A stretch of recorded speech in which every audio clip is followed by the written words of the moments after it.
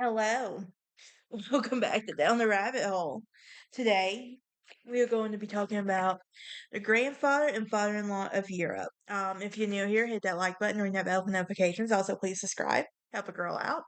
I'm currently rewatching The Marvelous Mrs. Maisel. I love this show. It is so funny. And I do recommend watching it. But if you're new here, hit that like button, ring that bell for notifications. Also, please subscribe. Help a girl out. I don't think I told you that, but again, I told you twice if I didn't. But one of my favorite topics of history is the European royalty. I guess it's because the U.S. really does not have a royal family if you stop and think about it. If you want to count the Kardashians, go for it. But as I said, today we're going to be talking about the grandfather and father-in-law of Europe. Christian IX was not supposed to be king of Denmark. That's the thing. He was from a junior branch of the family, and he ruled Denmark from no, November 15th, 1863 to his death in 1906.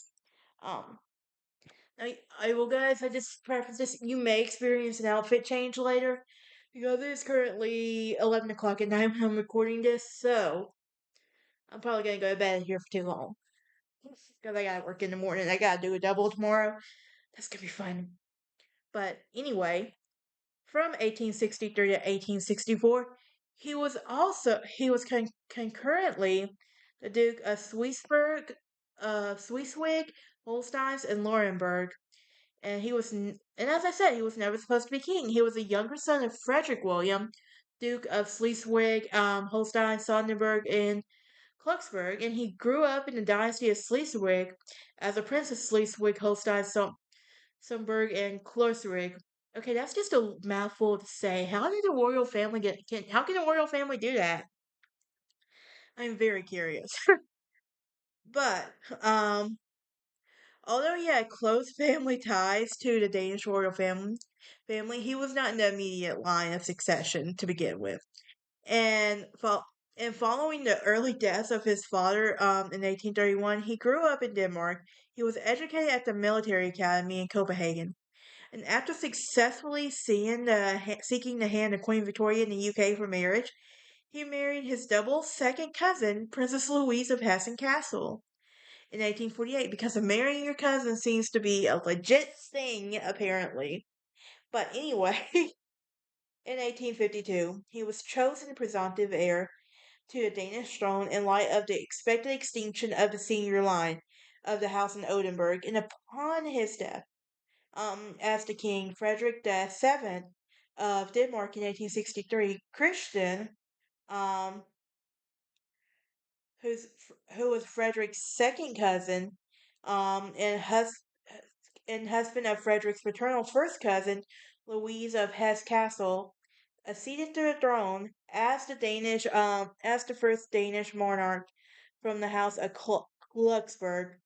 Now, the beginning of his reign was marked by Danish defeat in the Second Schleswig War, and it also lost the duchies of Schleswig, Holstein, and Lauenburg, which made the king immensely unpopular.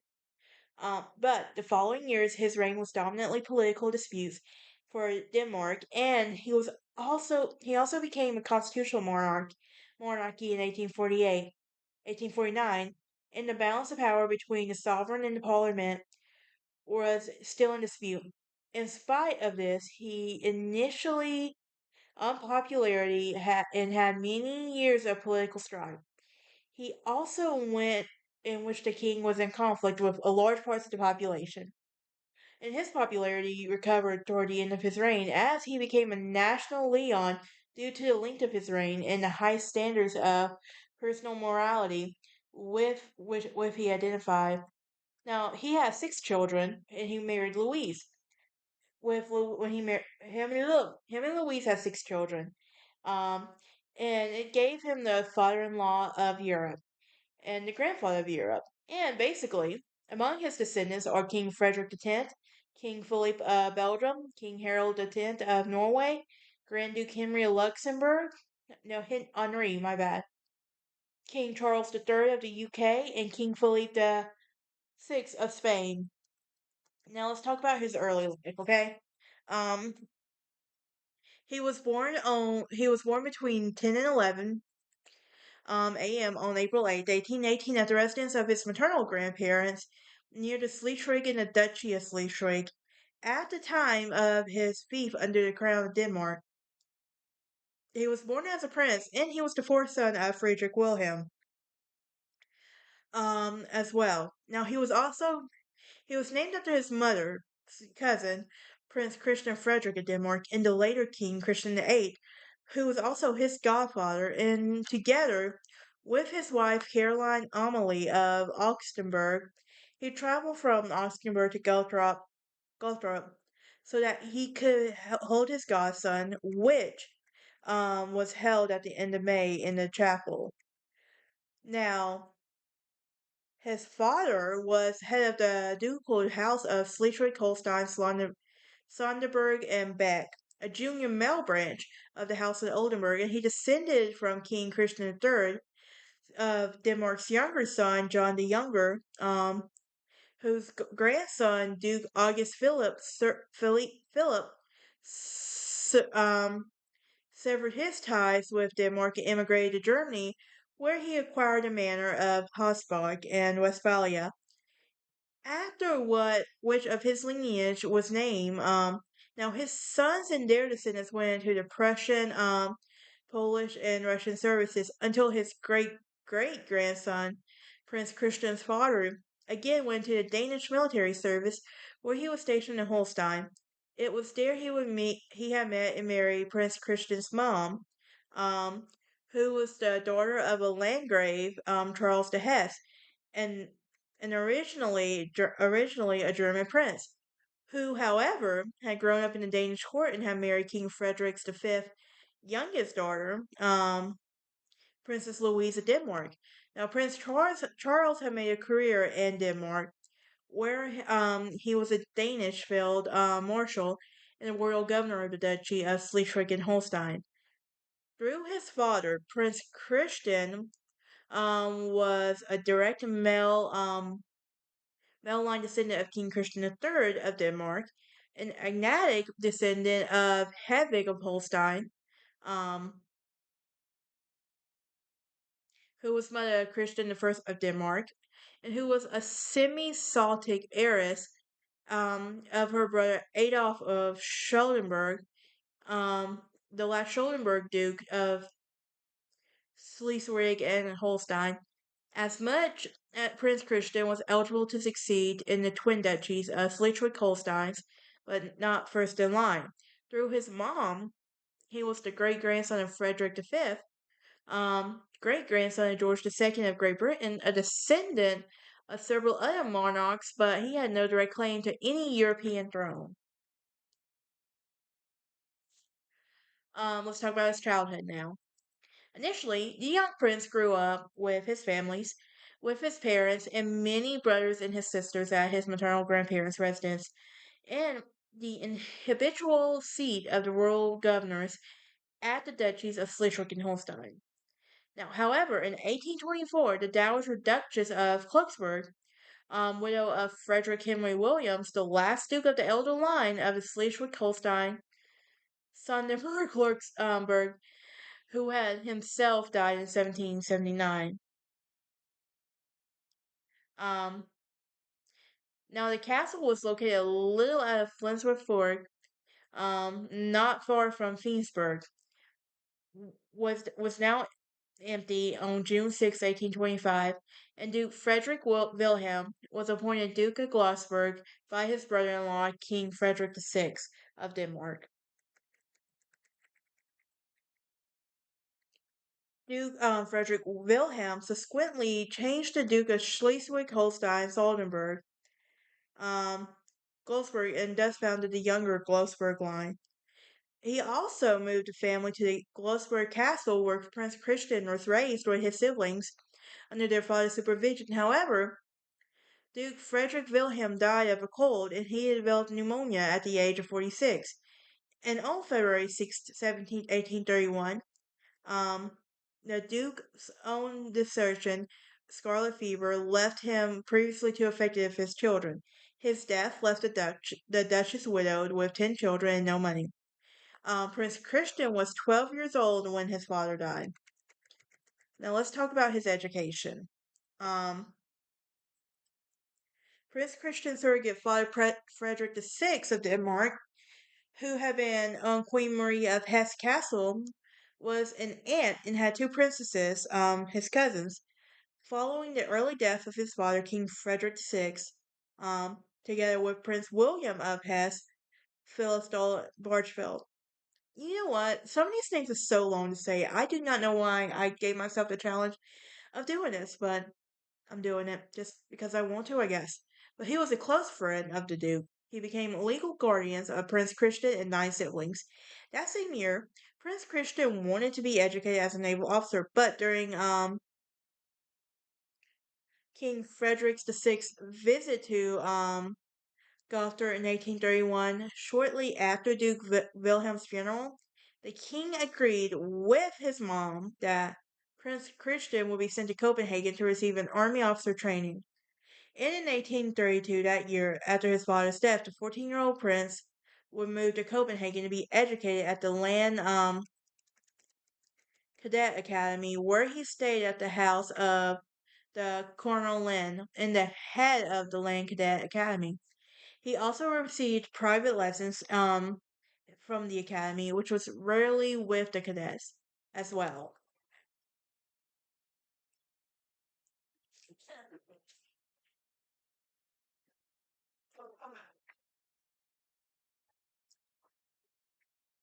Sorry about that, guys.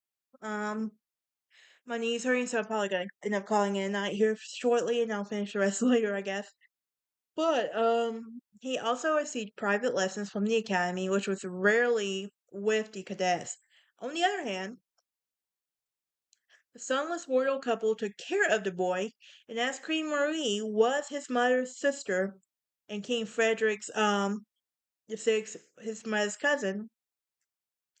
Now in 1838, Prince Christian's eldest brother, Duke Karl of Gloucester, married the king and the queen's youngest daughter, Prince Wilhelmine Marie, with further strengthened the bonds between them.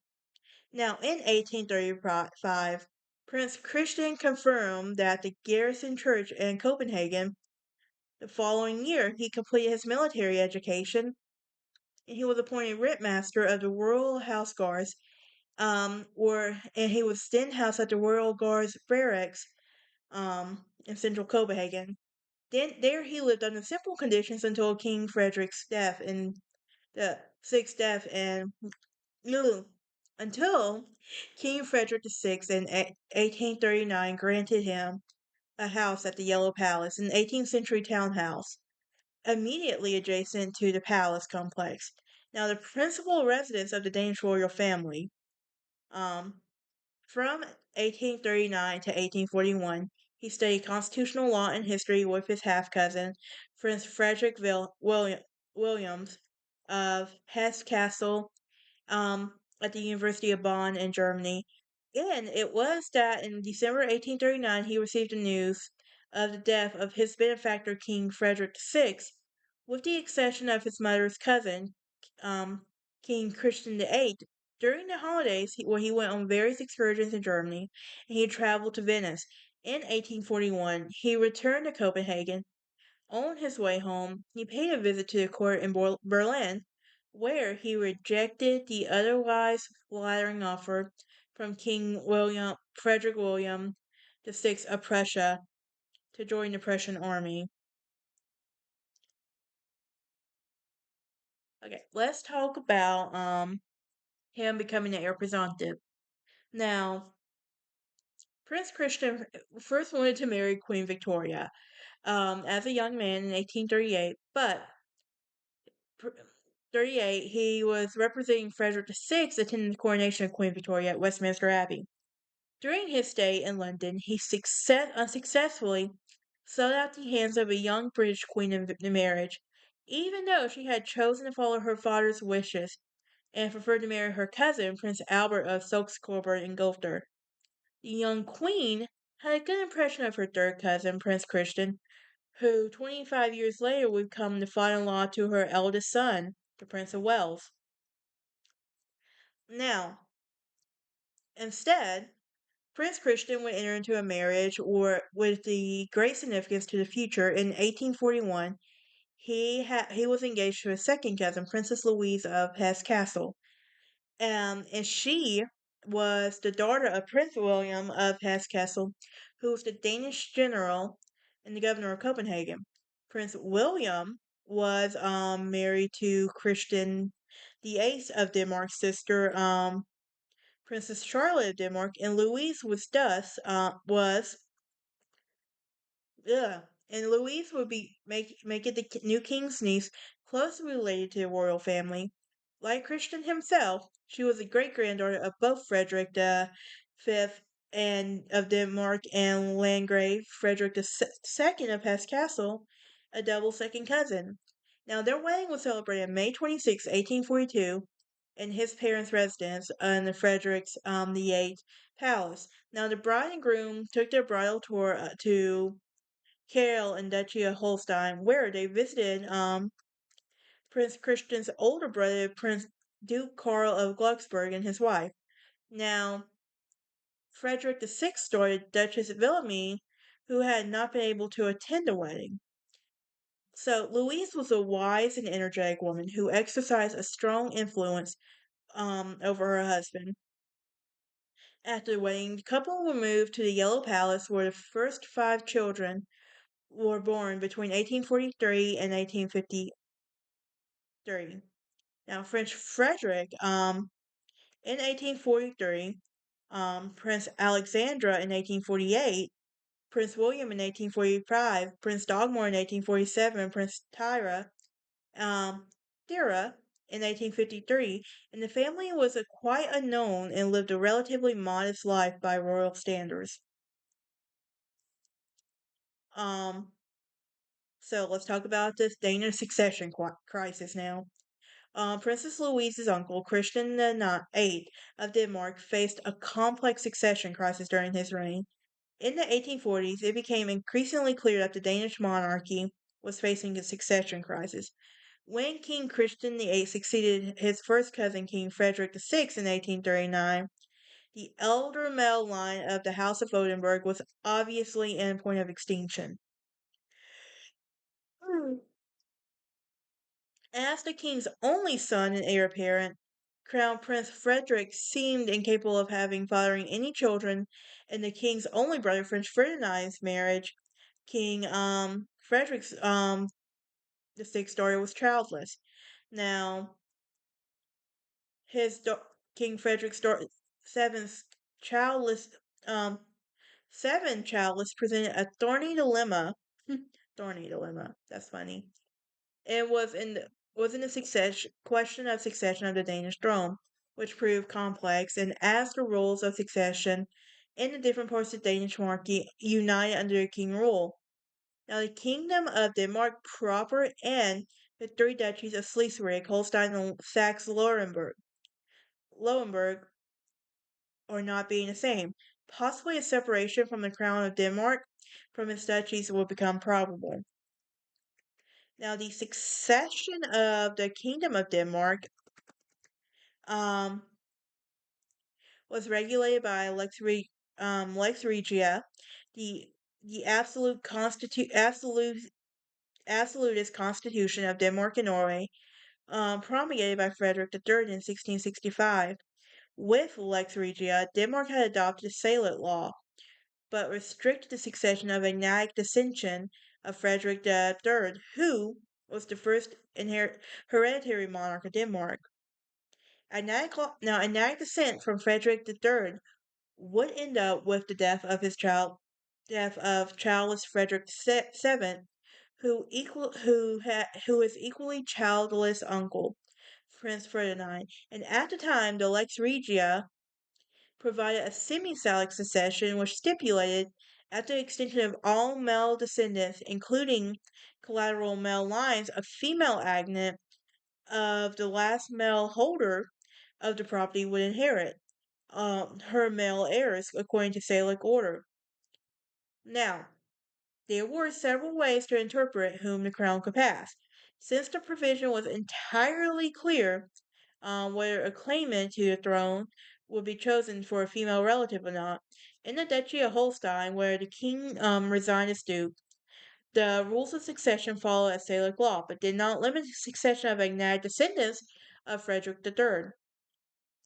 As there were several junior male lines in the House of Oldenburg, who were, however, not descendants of Frederick III, there were thus numerous agnatic descendants with succession right in the Duchy of Holstein, who were, however, not eligible to succeed to the Danish throne.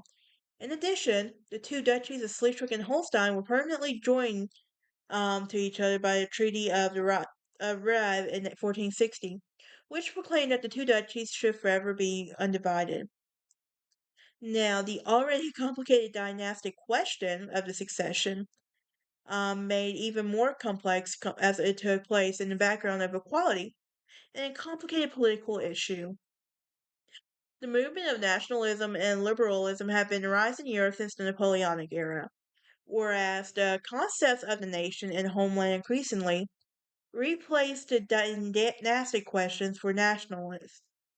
Aristocratic privileges and the concept of an absolute ruler with divine right accepted by liberals. Denmark and the Duchy were no exception. In the political movement of national liberalism had been on the rise since the 1830s.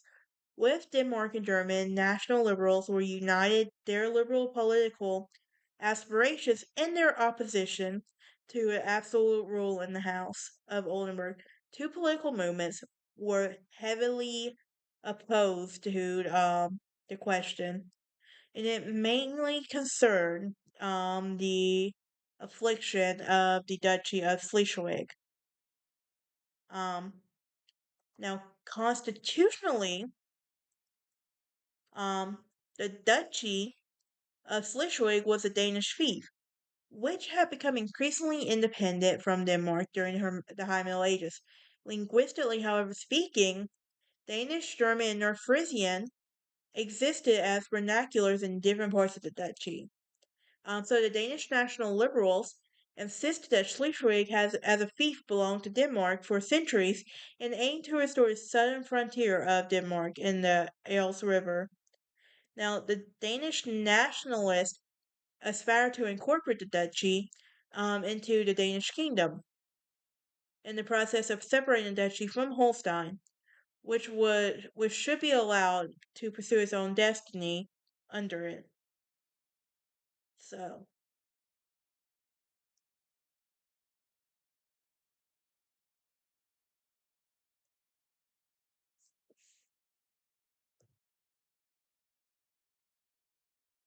but the dynastic female heirs were reckoned eligible according to the original laws. The primogeniture of Frederick III was Caroline of Denmark, the childless eldest daughter of the late King Frederick VI, along with another childless daughter, Wilhelmine Marie of Denmark, Duchess of Glogburg. And the next heir was Louise, sister of Frederick VI, who married the Duke of Augsburg and the chief heir of the line, but his turn would have come after the death of the two childless princesses who were very much alive.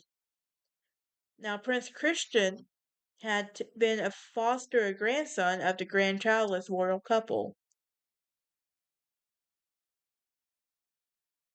And as a descendant of Frederick III, he would succeed to the line. So, let's talk about appointment and heir presumptive. In 1851, the Russian emperor recommended Prince Christian in advance to the Danish succession. And in 1852, the thorny question, I'm sorry, that's still very funny to say, of Denmark's succession was finally resolved by London Protocol, May 8th, 1852. Signed by the UK, France, Russia, Prussia, and Austria. It had ratified by Denmark and Sweden. Christian was chosen as heir presumptive to the throne by after Frederick's the seventh uncle, and thus will become king at the extension of the most senior line. A justification for this choice was his marriage to Louise of Hesse, Castle, who, as a daughter of the closest female relative of Frederick VII, was closely related to the royal family, and Louise's mom and brother and eldest sister would renounce their rights in favor of Louise and her husband.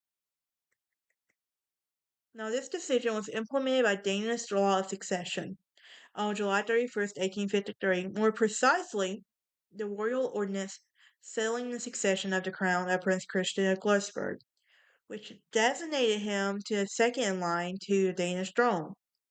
And as second in line, Prince Christian continued to live in the Yellow Palace with his family.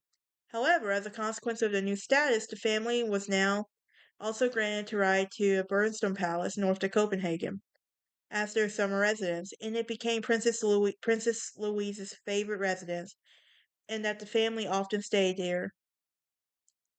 However, Prince Christian's appointment as successor to the throne was not met with undivided enthusiasm. His relationship with the king was cool, partly because of the colorful King Frederick VII did not straightforward like the straightforward military prince and had preferred Christian's eldest son, the young Prince Frederick, that took the place, partly because Prince Christian and Princess Louise openly showed their disapproval for the king's morganatic third wife to the actress Louise Rasmussen, who received the title Countess Daner.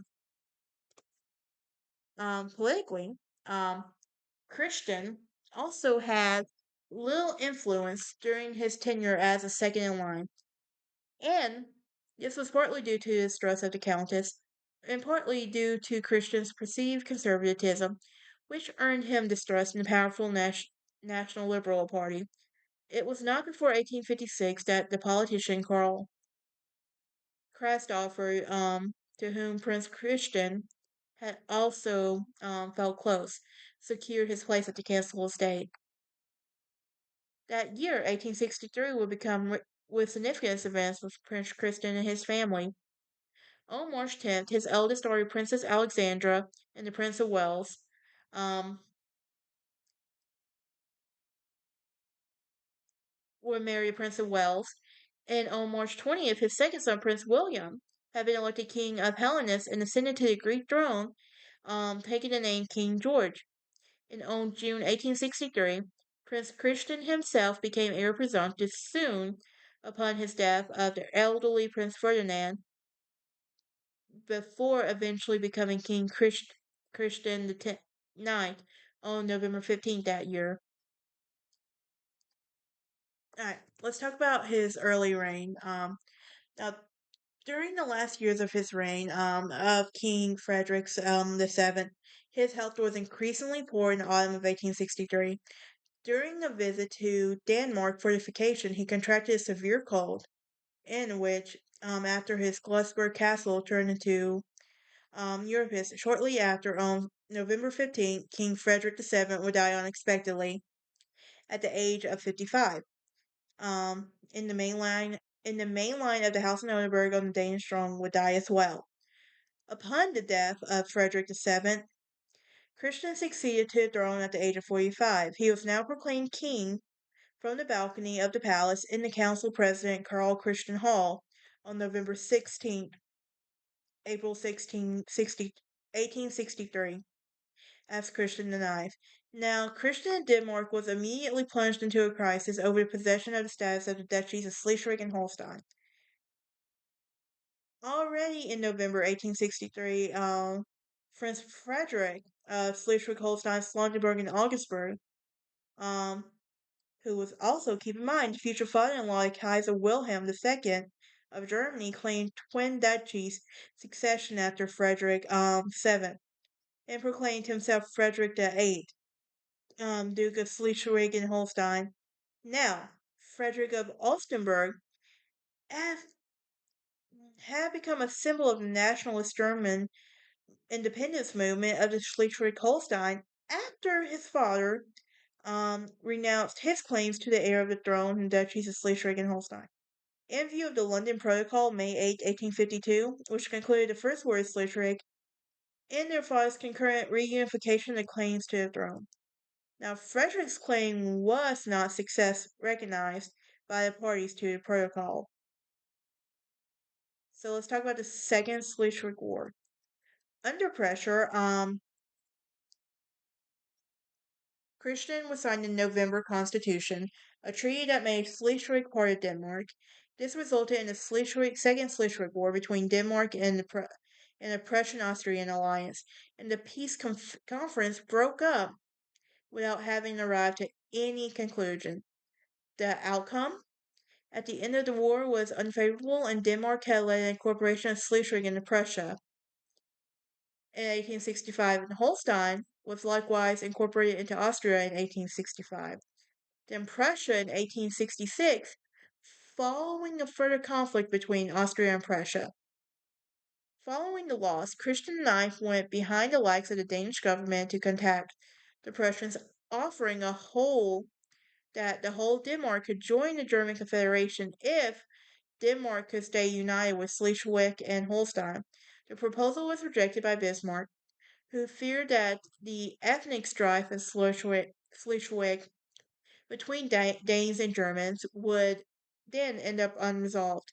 Now, Christian IX's negotiation were not publicly known until 2010. Now let's talk about his later reign. The defeat in 1864 would cast a shadow um, over his Christian IX's rule for many years and add to the Danish case. Was claimed to be a half-hearted, and this unpopularity has worsened, and he was sought unsuccessfully to prevent the spread of democracy throughout Denmark. And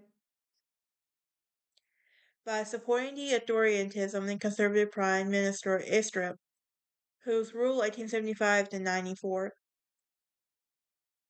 had been seen by many semi-dictatorships, and also signed a treaty in 1874 that allowed Iceland, then a Danish possession, to have its own constitution, albeit one under Danish rule. In 1901, he reluctantly asked Johann Heinrich Dusner to form a government that resulted from the formation of the Cabinet of Dunsters. And the cabinet consisted of members of furniture, Furniture Reform Party was the first Danish government that the government would conclude and everything. And another reform would occur in 1866, where the Danish constitution, so that Denmark's upper chambers could have more power. Social Security also took a few steps toward his reign, and old age pensions were introduced in 1891, and unemployment and family benefits were introduced in 1892. Now let's talk about his last years. In spite of his initial unpopularity, many years of political strife, where the king was in conflict with large parts of the population. His popularity recovered toward the end of his reign, and he became a national icon due to the length of his reign and high standards of personal morality with which he identified. Now, the celebration of the Golden Wedding anniversary of King Christian and Queen Louise in 1892 became a great and authentic tribute from the people to the king and queen, which contrasted profoundly with the sober marking of their civil wedding anniversary in 1867. In 1904, the king became aware of his efforts of Eleanor Hobel, a postal clerk in Denmark, who conceived the idea of selling Christian seals at post office across Denmark to raise badly needed funding to those affected with TB, which was occurring in alarming proportions in Denmark. And the king approved of the idea. Subsequently, the Danish before produced the first Christmas seal, which generated more than $40,000 in funding, and the Christmas seal portrayed an image of his wife, Queen Louise. Let's talk about his death in succession now. Queen Louise would die at the age of 81 September 29, 1898. King Christian IX would survive his wife by 7 years and die peacefully at the old age of 87 on January 29th, 1906, at his residence. Um, and after lying in the state in the chapel, um, he was interred February 16th, 1906, beside Queen Louise, at the cathedral. Now, after his death, a competition was announced for a double sarcophagus for him and Queen Louise to be placed at the chapel, and the competition was won by our artist, Jens Ferdinand Williamson, but his proposal was deemed too controversial and was not accepted. However, two completely different artists were assigned to the task. The Dano-Icelandic sculptor Edvard Eriksson and the Danish architecture Campman. And they created a large sarcophagus with a marble plank. Now, upon his death, his son, Crown Prince Frederick, ascended to the throne at the age of 62. As King Frederick's the Eighth, his Christian the Ninth appeared in Denmark's Christmas seal, issued that same year of his death in 1906 on the seal. Now, let's talk about his legacy now. He will forever be known as the father-in-law of Europe. Um, Christian's family links Europe's royal families to all over. Four of his children are sat on the thrones of Denmark, Greece, and the UK and Russia. His youngest son, Baltimore, was on November 10th, 1886, elected as the Prince of Bulgaria by the Third Grand National Assembly in Bulgaria. But Christian IX refused to allow Prince Baltimore to receive the election. Now, the success of his six children was a great extent not attributed to Christian, but to his ambitions of his wife, who had excellent matchmaking skills. So, Christian's grandson would include Nicholas II of Russia, Constantine I of Greece, George V of the UK, Christian X of Denmark, and Håkon VII of Norway. Today, most of the Europeans, reigning and ex-reigning members, are direct descendants of Christian IX. Namely, 6 out of 10 are currently reigning and ex-reigning royal family members and direct descendants. The 6 out of 10 hereditary European monarchs descended from Christian. King Frederick X of Denmark, King Charles III of the UK, King Philippe of Belgium, King Harold King Harold V of Norway, King Philippe VI of Spain, and Grand Duke Henri of Luxembourg. But that is it for this episode. You can join me next time as we talk about his son. We are going to be going in order of the children, so but I will see y'all next time. Y'all have a great day.